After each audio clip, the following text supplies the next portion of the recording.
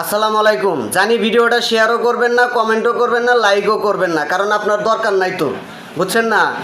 হিজড়া নামটি একটা আতঙ্কের নাম। এই হিজড়ারা আমাদের দেশে যেই পরিমাণ চাঁদাবাজি করে বেড়ায়, এই রকম চাঁদাবাজি আমার মনে হয় কোনো পাতি নেতাও করে না। আপনারা দেখেন, গ্রামে শহরে বন্দরে হাটে মাঠে ঘাটে সব জায়গায় রাস্তায় হিজড়ারা চাঁদাবাজি করে। এই যে দেখেন স্ক্রিনে যে ছবিটা দেখতেছেন, এই ব্যক্তি 5 বছর বিদেশ করে দেশে ফিরেছে।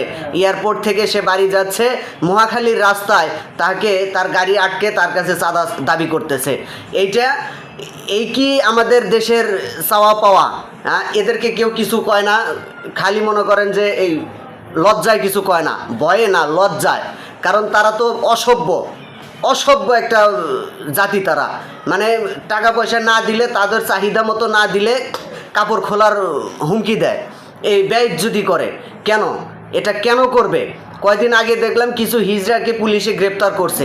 এইরকমভাবে আপনারা প্রতিবাদ করবেন, তাইলে দেখবেন যে এই হিজড়াদের একদিন এই চাঁদাবাজি বন্ধ হয়ে যাবে। এরা চাঁদাবাজি করে, কোনো সরকার নাই, সরকার লাগে না এদের। যে দল যখন ক্ষমতায় আসে, ওই দলের বড় নেতাকে তারা কমিশন দেওয়ার কারণে তারা ঠিকঠাক মতো চাঁদাবাজি করতে পারে। কি কন? এই জন্য পুলিশও তাদের কিছু বলে না। আপনারা কমেন্টে জানাইবেন। তবে এই যে কয়েকদিন আগে যে পুলিশ কয়টারে গ্রেপ্তার করছে, এটা আমার কাছে খুব ভালো লাগছে। এইরকমভাবে যে হিজড়ারা আপনাদের বাড়িতে, দোকানে, রাস্তায় ঘাটে যেখানে আইসা আপনাদের সাথে চাঁদাবাজি করবে, সেখানেই প্রতিবাদ করবেন। প্রতিবাদ কইরা সরাসরি পুলিশের হাতে তুলে দিবেন, নাহলে 999-এ কল দিয়া এদেরকে পুলিশের হাতে সোপর্দ করবেন।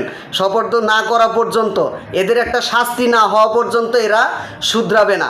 আপনারা কি কন? ভিডিওটা পর্যাপ্ত পরিমাণ শেয়ার করবেন আর কমেন্টে আপনাদের মতামত জানাইবেন।